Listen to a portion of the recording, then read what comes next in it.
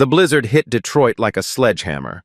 Through frosted glass, 72-year-old Dorothy Washington watched 9 massive motorcycles disappear under falling snow. 9 leather-clad giants stood on her crumbling porch, ice clinging to their beards, desperation in their eyes. Outside, the temperature was dropping to 15 below zero. Without shelter, anyone caught in this storm would die tonight. Her arthritic hands trembled on the deadbolt. Not from the cold, from fear. These men could overpower her in seconds, take everything she had, hurt her in ways she didn't want to imagine. But they were human beings, and they were dying out there. Dorothy had an impossible choice. Lock the door and let 9 strangers freeze to death, or open it and risk everything. What she didn't know was that the man standing in the center of that group wasn't just any biker. And her next decision would change not just 9 lives, but transform her entire neighborhood forever. But before that life-changing moment, Dorothy Washington was fighting a battle she seemed destined to lose. At 72, Dorothy lived alone in a 2-story house that was slowly crumbling around her. The paint peeled off the siding like old skin. Shingles had blown away in last year's storms, leaving dark patches on the roof where rain seeped through. Every morning at 5:30, Dorothy made instant coffee with powdered milk. Real cream was a luxury she couldn't afford on her $1,200 Social Security check. She'd sit at her kitchen table, reading her worn Bible by the light of a single bulb, praying for strength to make it through another day. The house needed at least $15,000 in repairs, maybe more. The furnace wheezed and rattled, struggling to heat rooms that leaked warmth through cracked windows. Dorothy wore 3 sweaters indoors during winter, her breath visible in the kitchen some mornings. When it rained, she placed pots and buckets around the house to catch dripping water. The steady ping-ping-ping echoed through empty rooms like a countdown timer. Her medicine cabinet told the story of her sacrifices. Blood pressure pills that should be taken daily were rationed to every other day. Diabetes medication stretched thin because the prescription cost more than her weekly grocery budget. She'd learned to make hard choices between staying alive and staying fed. Every Tuesday, Dorothy walked 6 blocks to the grocery store with a calculator in her purse. She'd add up prices as she shopped, putting items back when the total exceeded $47. That was her weekly food budget after rent, utilities, and medicine. The neighborhood around her was dying too. 3 houses on her block stood abandoned, their windows boarded up like closed eyes. Broken streetlights left long stretches of darkness where anything could happen. Young men gathered on corners, suspicious of police, but always respectful when they passed Dorothy's porch. "Morning, Miss Dot," they'd call out. She'd wave back, knowing their mothers had raised them right even if the streets were trying to teach them wrong. Despite everything, Dorothy maintained standards. She swept her front steps every morning, watered dying houseplants with dishwater, and kept an American flag displayed prominently, despite the missing shingles above it. Her late husband Robert had served in Vietnam, and that flag meant something. The old CB radio from Robert's trucking days still worked, crackling occasionally with voices she didn't recognize. Sometimes she'd hear motorcycle groups communicating in codes she didn't understand. The radio was one of the few connections she had to the outside world when her cell phone had no signal. Dorothy's posture remained military straight despite her hardships. Robert had taught her that dignity wasn't something poverty could take away. She still baked cookies for neighborhood children when she could afford the ingredients, let them use her bathroom when they played outside, and fed stray cats with food she could barely spare for herself. The loneliness was the hardest part. Her daughter Regina lived in California, building her own life with her own family. Her son Jerome was deployed overseas, serving his country like his father had. Dorothy was proud of them both, but pride didn't fill the empty rooms or warm the cold nights. She refused to ask for help. These children had their own struggles, their own bills to pay.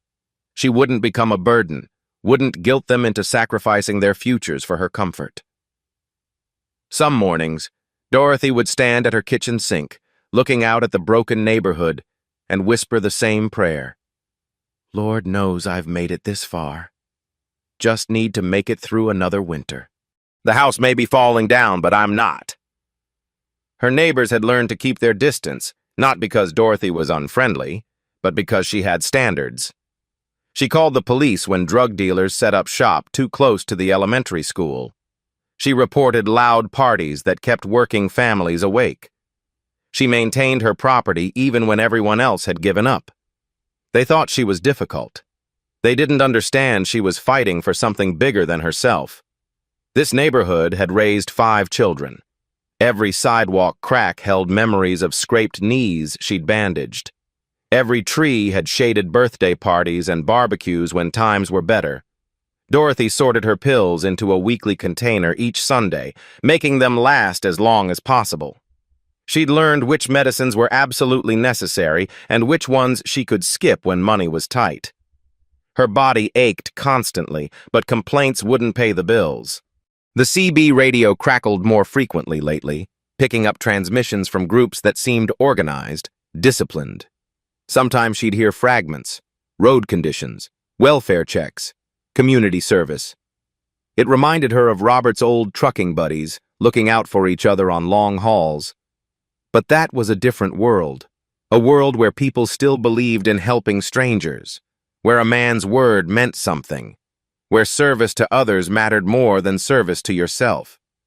Dorothy didn't know that the world was about to come knocking on her door. As she prepared for bed that March evening, checking locks twice and adjusting the thermostat down to save money, Dorothy had no idea that the biggest test of her faith was less than 12 hours away. Outside, the first snowflakes began to fall. Then came the storm that would test everything Dorothy believed about helping strangers. The Weather Service had been warning about it for 3 days. An unprecedented March blizzard was heading for Detroit, bringing life-threatening conditions. Temperatures would drop to 15 below zero with 60-mile-per-hour winds. Power lines would snap. Roads would become impassable. Dorothy had lived through plenty of storms, but something about this one felt different, more dangerous, more final. At 6:47 that evening, the ancient furnace in Dorothy's basement finally gave up. She heard it wheeze, rattle, then fall silent with a mechanical sigh that sounded almost human. Within minutes, the temperature in the house began dropping. Dorothy pulled on a third sweater and called her daughter Regina in California. "Just checking in, baby," she said, forcing cheerfulness into her voice. "How are my grandbabies?" She didn't mention the furnace. Didn't want Regina worrying about things she couldn't fix from 2,000 miles away. Dorothy had learned long ago that some burdens were meant to be carried alone. By 7:23, her breath was visible in the kitchen. The old space heater she plugged in immediately tripped the house's ancient electrical system. The lights flickered and died, leaving Dorothy in darkness. She found the CB radio by feel, switching it on by the glow of its amber display. Static filled the air, broken by fragmented emergency calls. Roads blocked by fallen trees. Bikes won't start in this cold. Hypothermia risks increasing. Need shelter fast. Dorothy realized motorcyclists were stranded somewhere nearby. In this weather, exposed to the elements, they wouldn't survive the night. The temperature inside her house was dropping rapidly. Without heat, Dorothy faced her own survival crisis. Her diabetes made her circulation poor, and cold affected her worse than most people. Her fingers were already growing numb, making it hard to work the radio dial. She might not survive the night either. But somehow strangers outside were facing immediate death from exposure. And Dorothy Washington had been raised to believe that when someone needed help, you helped. No matter what. The moral conflict tore at her. Every news story she'd ever heard about motorcycle gangs flashed through her mind. Bar fights, drug rumors, violence. Recent incidents in Detroit where bikers had terrorized businesses, intimidated families. Every survival instinct screamed at her to stay inside, lock the doors, let someone else deal with whatever was happening out there. But what would Jesus do? What would Robert do? Outside, the storm was getting worse. Windows rattled violently in their frames. Snow fell horizontally, making visibility 0. Tree branches snapped like gunshots in the darkness. Dorothy's old Honda was already buried completely under snow. Even if she wanted to leave, escape was impossible. At 8:15, thunderous pounding shook her front door. Through the frosted glass, Dorothy could make out 9 massive silhouettes. Leather jackets, chains glinting in the porch light, beards covered in ice. They looked like giants, like something from a nightmare. Her heart hammered against her ribs. Her arthritic hands fumbled for her cell phone, but the storm had knocked out the towers. No signal. The landline was dead too. The CB radio was her only communication with the outside world, but these men needed help now. Not in an hour when help might arrive. Now. More pounding on the door. Urgent but not violent. Desperate but not demanding. Dorothy crept closer, her slippered feet silent on the cold linoleum. She could hear voices through the door, muffled by wind but surprisingly respectful. "Ma'am?" The voice was deep, authoritative but polite. "I'm sorry to bother you. Our bikes are dead. Roads are impassable. We just need shelter until morning. We have sleeping bags, won't be any trouble." Dorothy's hand hovered over the deadbolt. This was the moment.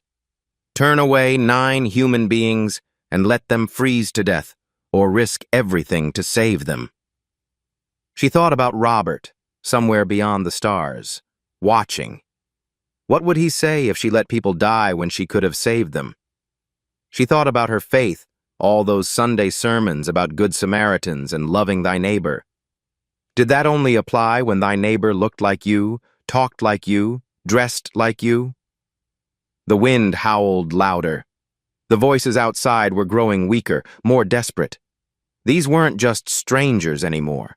They were human beings on the edge of death. Dorothy closed her eyes and whispered a prayer.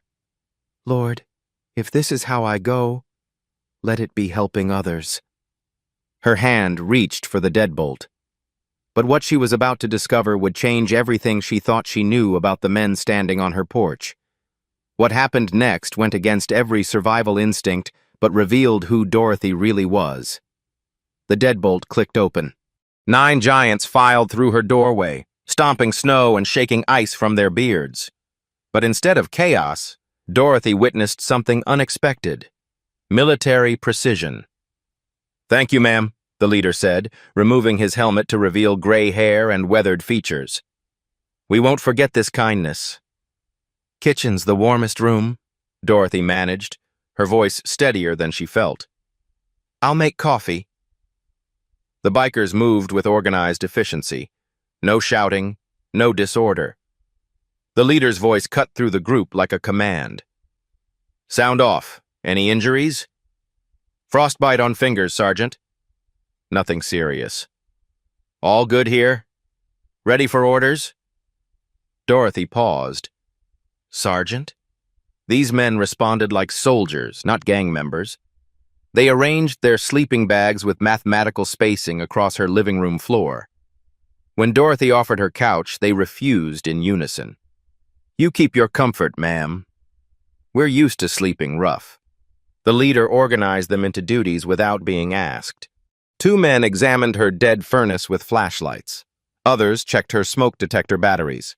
One quietly inventoried her medicine bottles on the kitchen counter. "Ma'am," he asked softly, "when did you last eat a real meal?" Dorothy's cheeks burned. "I eat fine." "Yes, ma'am. Just asking." She served instant coffee in mismatched mugs, apologizing for not having real cream. These leather-clad giants praised it like the finest restaurant coffee they'd ever tasted. "This is perfect, ma'am." "Thank you. Haven't had coffee this good in weeks." "You're too kind, miss." Dorothy Washington. Friends call me Dot." The leader extended a gloved hand. "Pleasure to meet you, Miss Dot." Well, call me Eagle." From the basement came muffled conversation and the sound of tools. 20 minutes later, Her furnace rumbled back to life.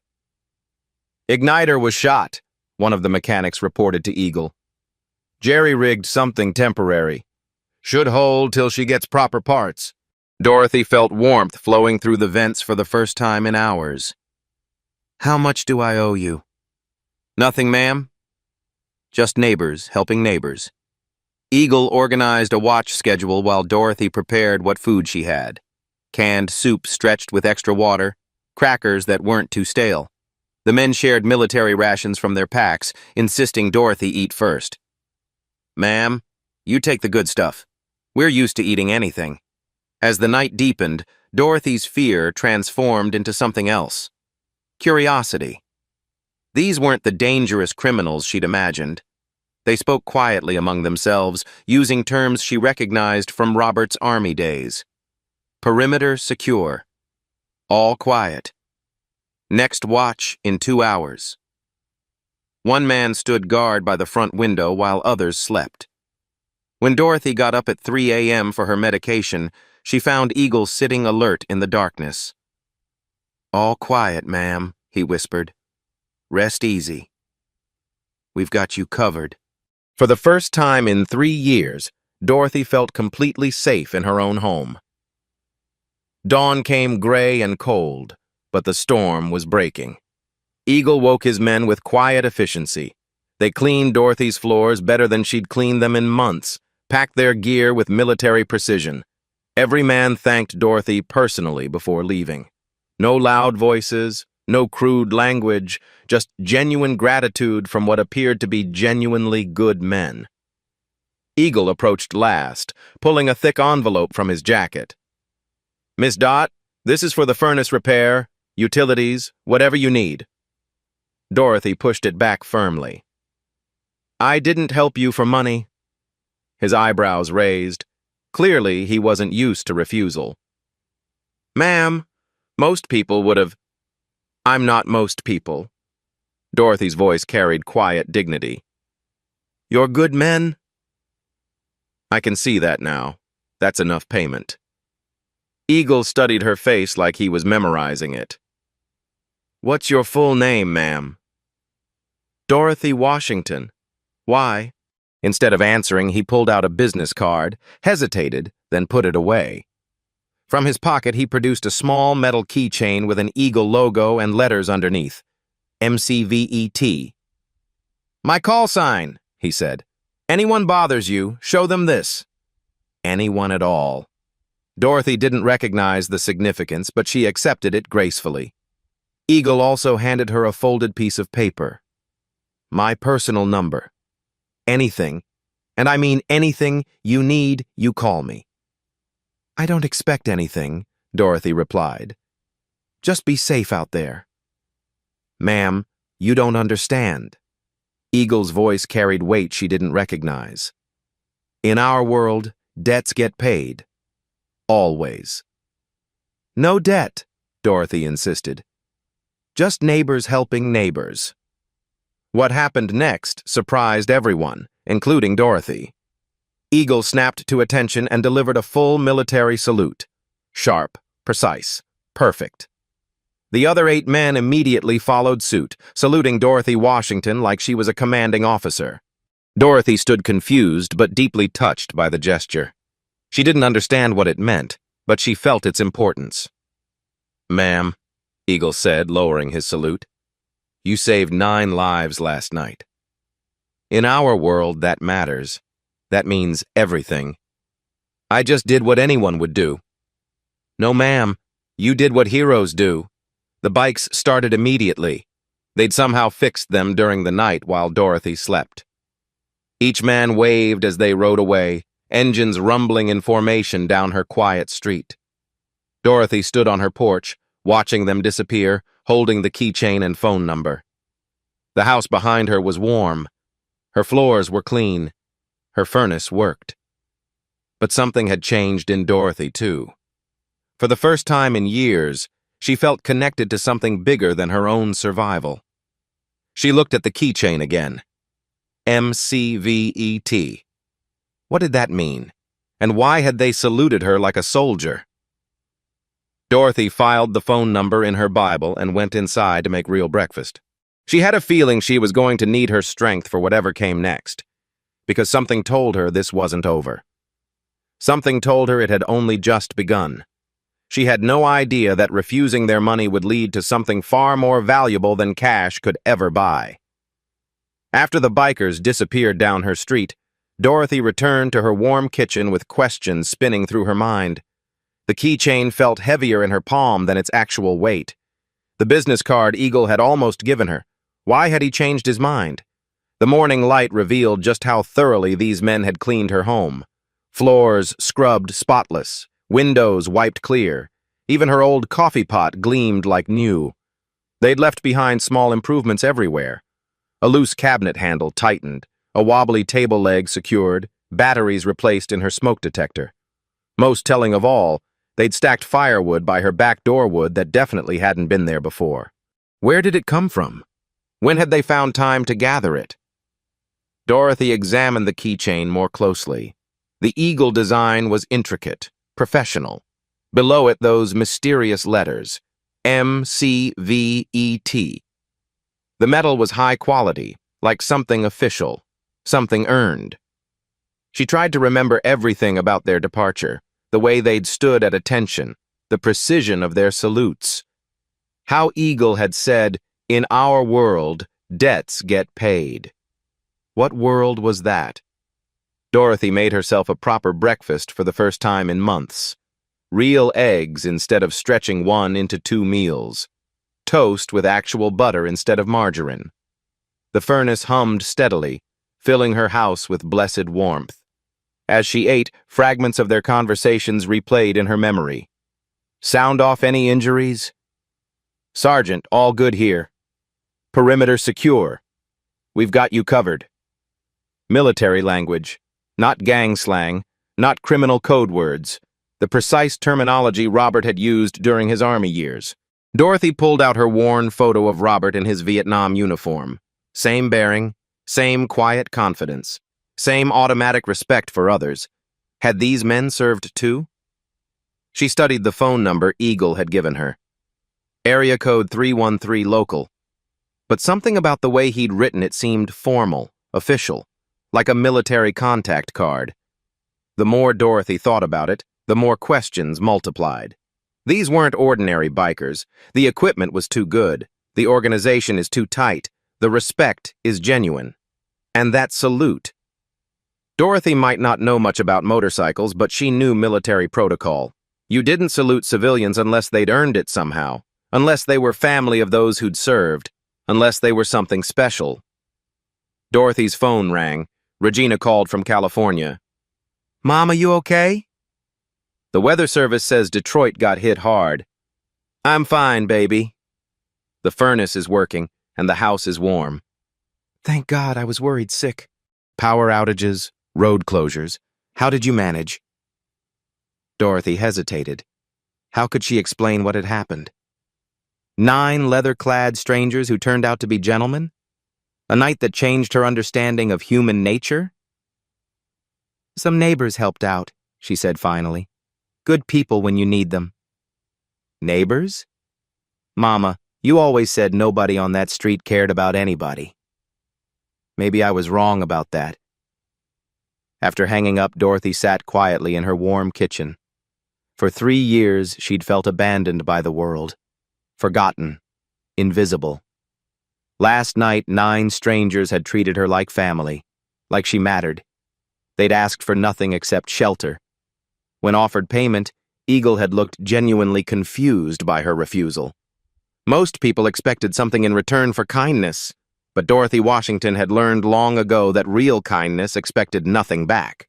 What she didn't expect was how much that philosophy would mean to men who'd clearly seen too much of the world's darkness. The CB radio crackled softly in the background. Dorothy turned up the volume, hoping to catch those motorcycle transmissions again. Instead, she heard normal chatter truckers, emergency services, amateur radio operators. Whatever network Eagle's group used, they weren't broadcasting openly anymore. But Dorothy had the strangest feeling they were still around, still watching, still protecting. She looked out her front window at the quiet street, snow melting in the morning sun. Everything appeared normal, but something fundamental had shifted. Dorothy Washington was no longer alone in the world. She just didn't know yet how dramatically her life was about to change. Over the next few weeks, Dorothy began noticing strange changes in her neighborhood that made her wonder what she'd really gotten herself into. The first sign came 3 days after the storm. Dorothy stepped outside to collect her mail and found her garbage bins placed neatly back beside her house. In 3 years of living alone, the garbage collectors had never, not once, returned her bins to their proper spot. Week 1 brought subtle shifts. The drug dealers who usually gathered on the corner simply vanished. No confrontation. No police raids. They just stopped showing up. Neighborhood kids mentioned cool bikers asking questions about who lived where. Mrs. Jenkins next door reported motorcycles cruising slowly past their houses, riders taking careful note of address numbers. "Dot, you know some bikers?" asked Tony, who owned the corner convenience store. "They've been coming in, asking about you." Real polite, but intense, you know?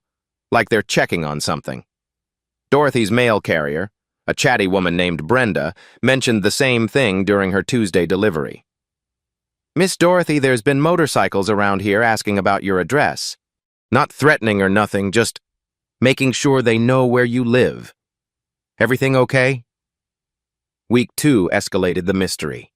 Dorothy woke one morning to find her broken streetlight, the one that had flickered uselessly for 8 months, suddenly working perfectly.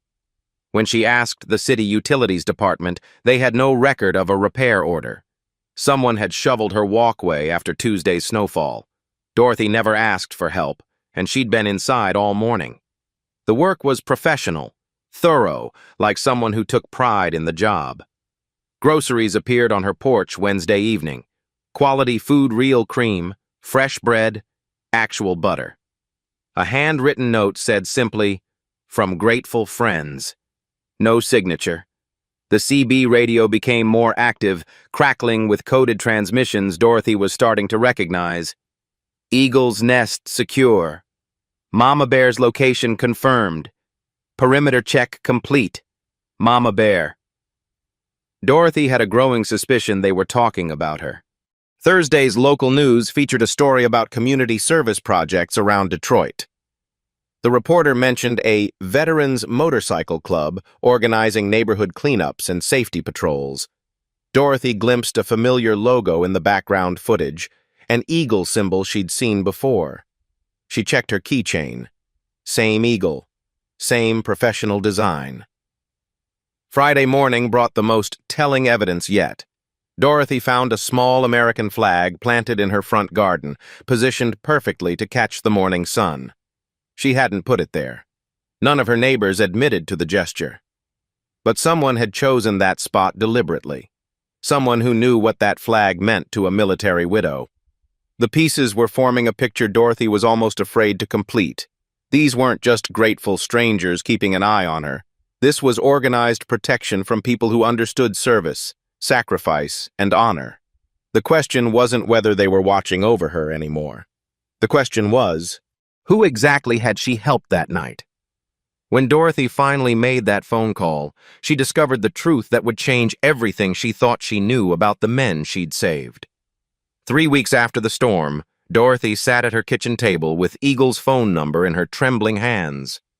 The mysterious protection, the neighborhood changes, the growing evidence she needed answers. The phone rang twice before a deep, authoritative voice answered. "This is Colonel James Morrison, United States Army, retired." Dorothy's breath caught. "Colonel? Colonel?" she stammered. This is Dorothy Washington. You stayed at my house during the blizzard?" The formality in his voice instantly melted into warmth. "Miss Dot!" "Ma'am, I've been hoping you'd call. How are you? House staying warm? Furnace holding up?" "Colonel Morrison," Dorothy said carefully, "who exactly are you?" A pause, then a chuckle that sounded almost embarrassed. "Ma'am, I suppose I owe you some explanations. My name is Colonel James Eagle Morrison, 28 years of service, most recently commanding the 75th Ranger Regiment. I'm a recipient of the Congressional Medal of Honor, 3 Purple Hearts, and more commendations than I probably deserved. Dorothy felt the room spinning. Congressional Medal of Honor? The men with you that night? Every single one is a decorated combat veteran, Miss Dot. Diesel Thompson Navy SEAL, Purple Heart recipient, Doc Martinez Army medic who saved 47 lives in Afghanistan, Tank Williams Marine Corps, Bronze Star for valor. I could go on, but you get the idea. Dorothy's legs gave out. She sank into her chair, mind reeling. You mean, you're all heroes? No, ma'am. Morrison's voice carried quiet conviction. You're the hero. You saved 9 veterans who've seen too much death, too much darkness. That night, you reminded us what we fought for.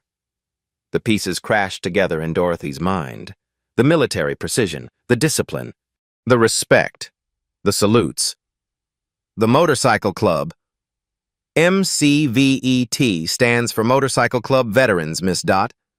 I founded it after my retirement. Therapy for PTSD, community service, helping brothers transition back to civilian life.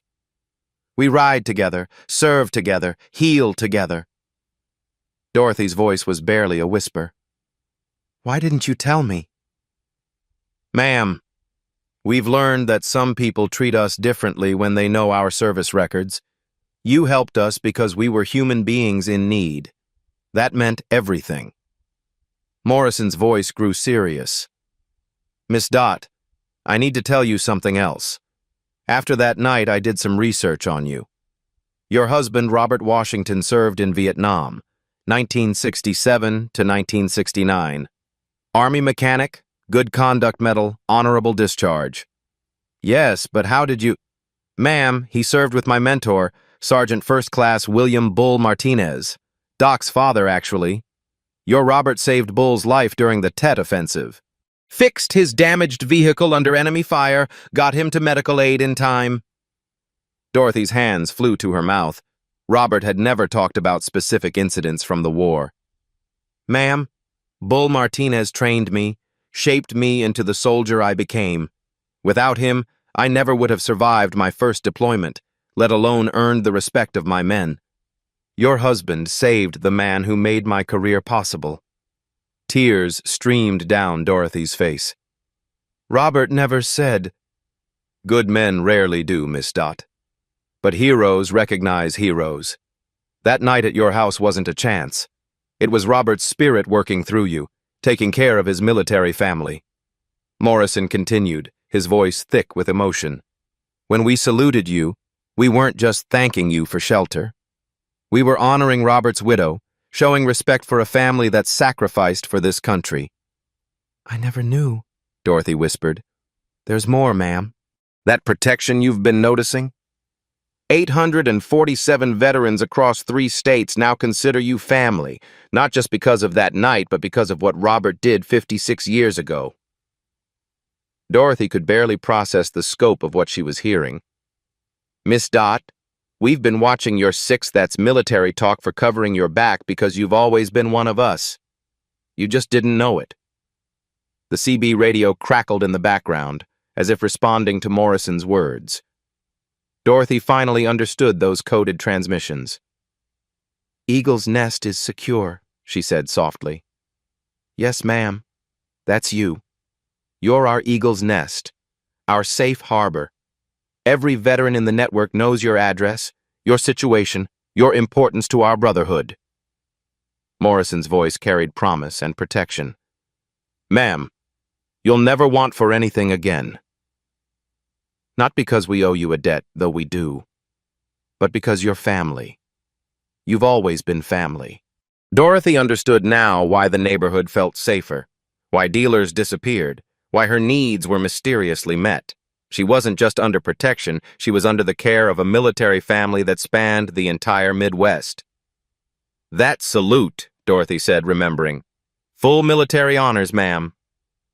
For the widow of a hero, from grateful soldiers who understand sacrifice.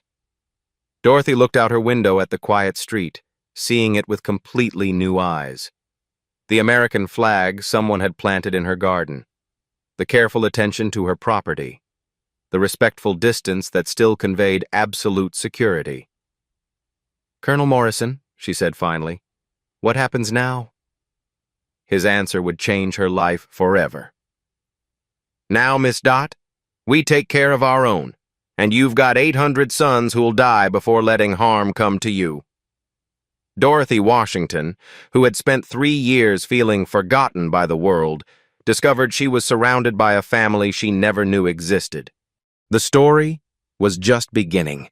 What Colonel Morrison offered next would solve every problem Dorothy had ever faced and create possibilities she'd never dared dream. "Miss Dot," Morrison said, his voice carrying the authority of command and the warmth of family, "I'm going to lay out a comprehensive plan. You just listen and tell me what you think." Dorothy gripped the phone tighter, her heart racing. "First, your house.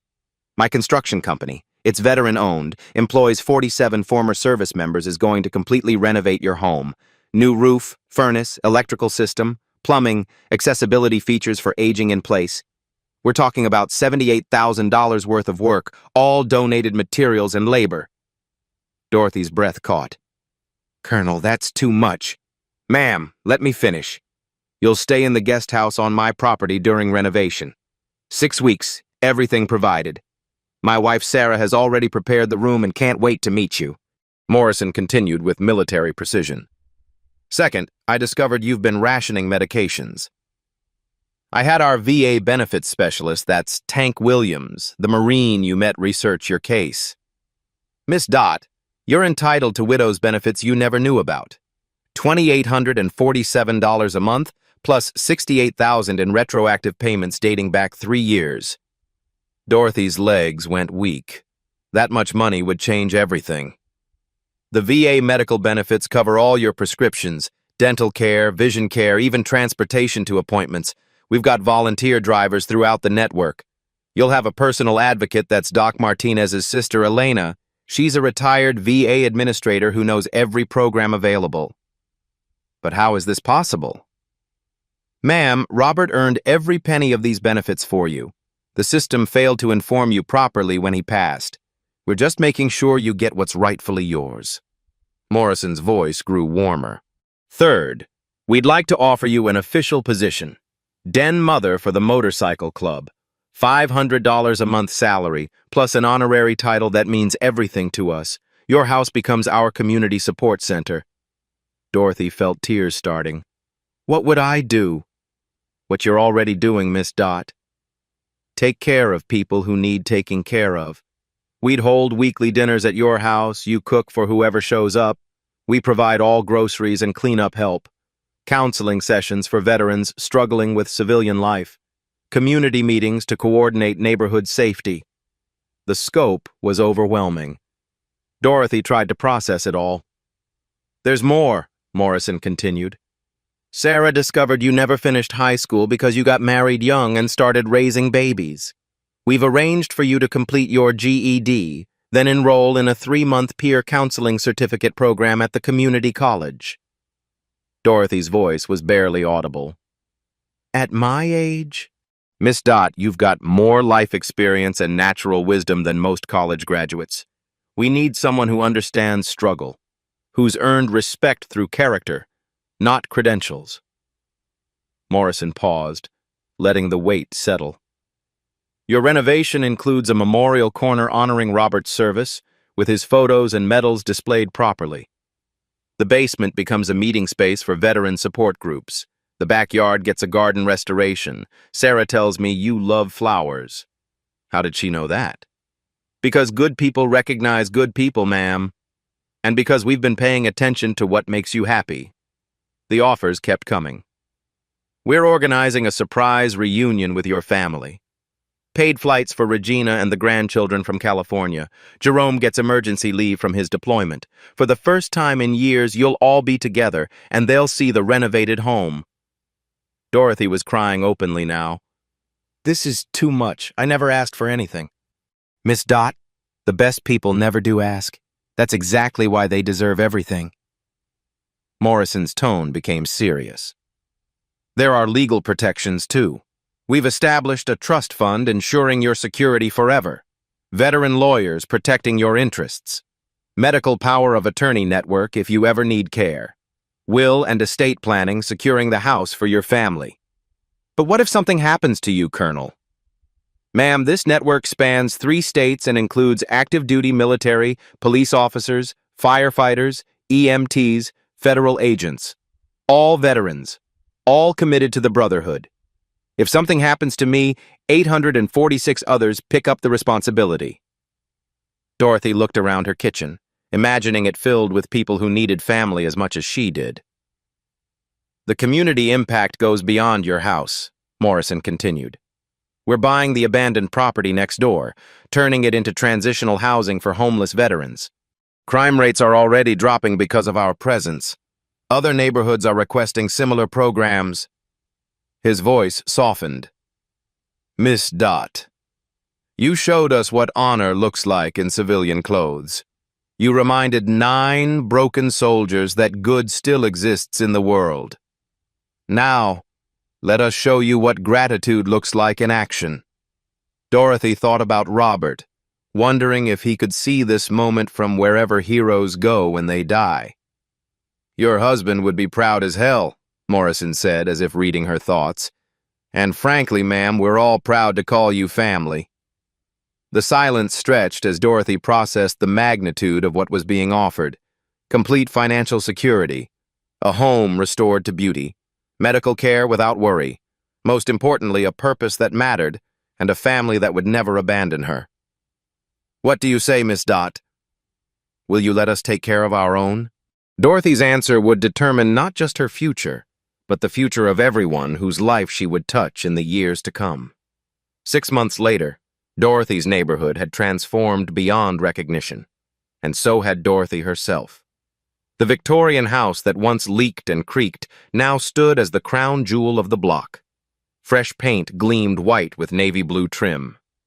New windows sparkled in the sunlight. The roof no longer shed shingles like autumn leaves, and warm light glowed from every room.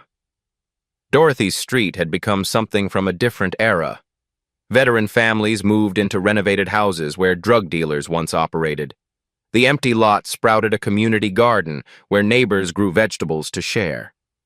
New street lights illuminated sidewalks that children could walk safely, even after dark.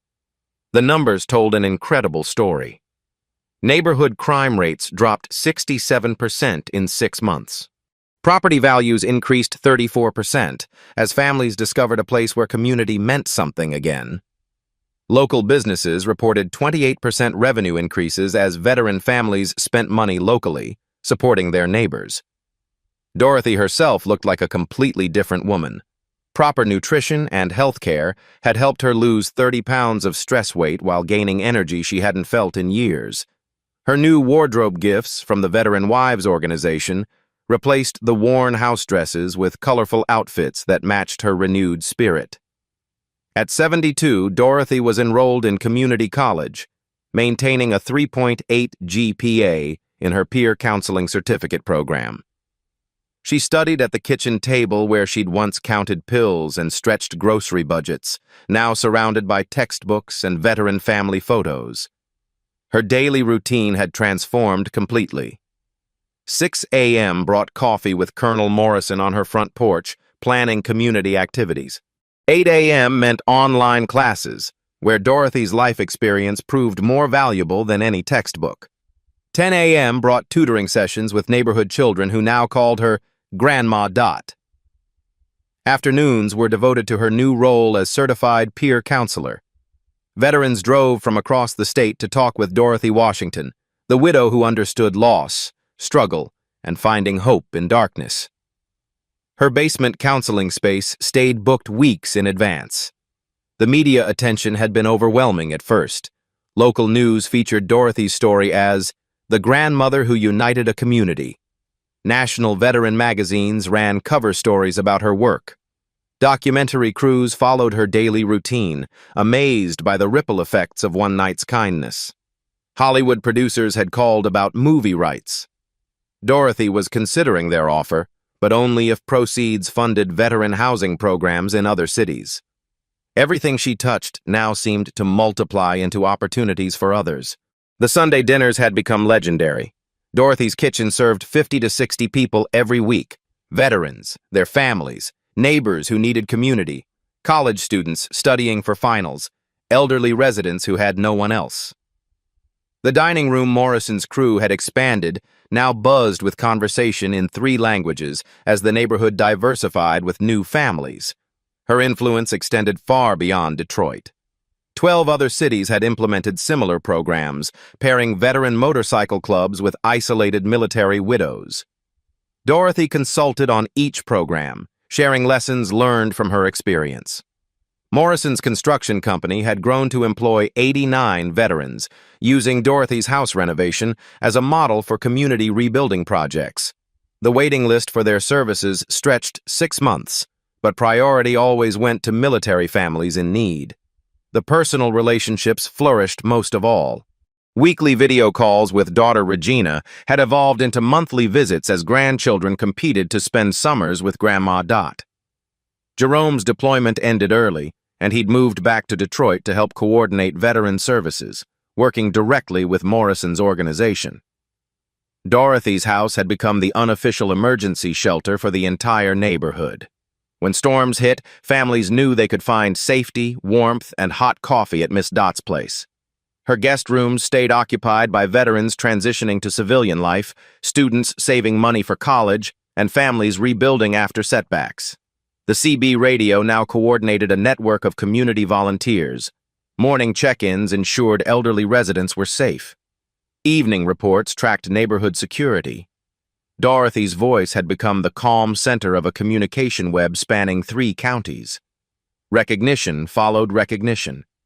Presidential Volunteer Service Awards, state legislature proclamations, honorary doctorate from Wayne State University, invitations to speak at military bases nationwide about community resilience and veteran integration. But Dorothy's favorite recognition came from unexpected sources. Former drug dealers, now enrolled in veteran-sponsored recovery programs, stopped by to thank her for creating a neighborhood where children could play safely. Young mothers credited her with giving them hope that communities could change. The transformation was measurable, documentable, and continuing to spread.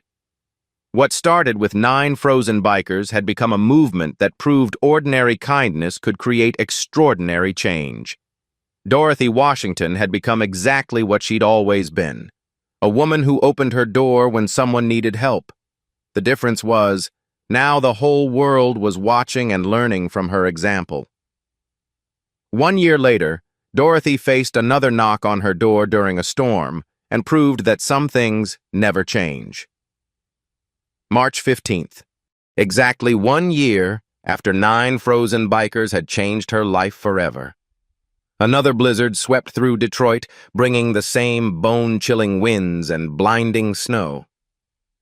But this time, Dorothy Washington watched the storm from inside a warm, secure home. New windows held back the cold. The furnace hummed steadily. Emergency supplies filled her pantry, and a backup generator waited in the basement. At 8:15 p.m., the exact time the bikers had knocked the year before, Dorothy's doorbell rang. She smiled instead of trembling. Through the glass, she saw a young Hispanic family huddled together. A man in his 20s, a woman holding a crying baby, both shivering in inadequate clothing. Their car sat dead in her driveway, covered in snow. Dorothy opened the door immediately. "Come in, she called out, just as she had a year ago. "Let me make some coffee." The young father looked embarrassed, desperate. "Ma'am, I'm so sorry to bother you. Our car died, the phone's dead, and we just need to call for help. The baby's cold, and we didn't know where else to go." "No apologies needed," Dorothy said, ushering them into her warm kitchen. "You did exactly right coming here."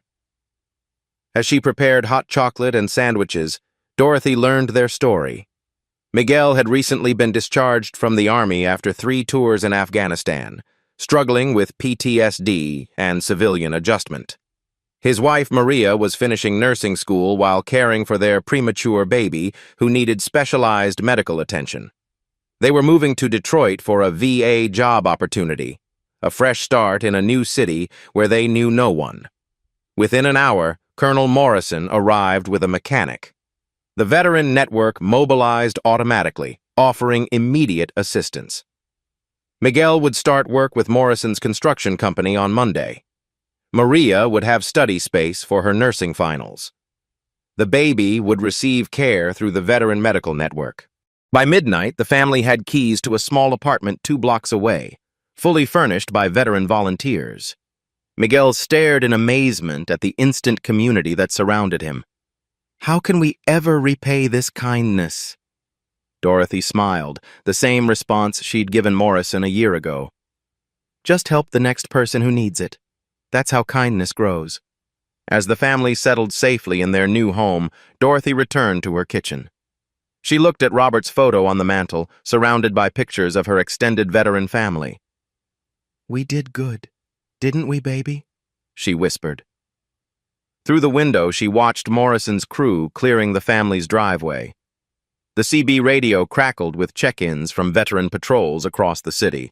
Her phone showed 17 text messages from neighbors making sure she was safe. Dorothy checked the weather forecast. Another storm is coming next week. She smiled and restocked her coffee supplies. More people might need help, and Dorothy Washington would be ready. Outside, snow continued falling on a neighborhood where no one had to face storms alone anymore. Dorothy's story proves that one act of courage can change everything, but it raises a question we all need to answer. In a world that often feels divided by fear, Dorothy Washington showed us an eternal truth.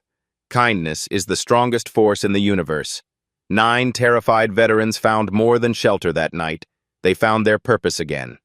One elderly woman's courage created a family of 847 protectors. Here's what Dorothy understood that many of us forget. You don't need money, power, or special skills to change lives. You just need the courage to open your door when someone needs help. Every day, someone around you is facing their own blizzard. A neighbor struggling alone. A veteran battling invisible wounds. A family one emergency away from losing everything. So here's my question for you. When your moment comes, and it will come, will you be someone's Dorothy Washington? Be the person who opens the door. Check on elderly neighbors. Help a veteran. Feed someone hungry. If this story touched your heart, share it with someone who needs to hear it. Like this video if you believe kindness matters. Subscribe for more stories that prove ordinary heroes walk among us every day. Because the world needs more people like Dorothy Washington. And that person could be you.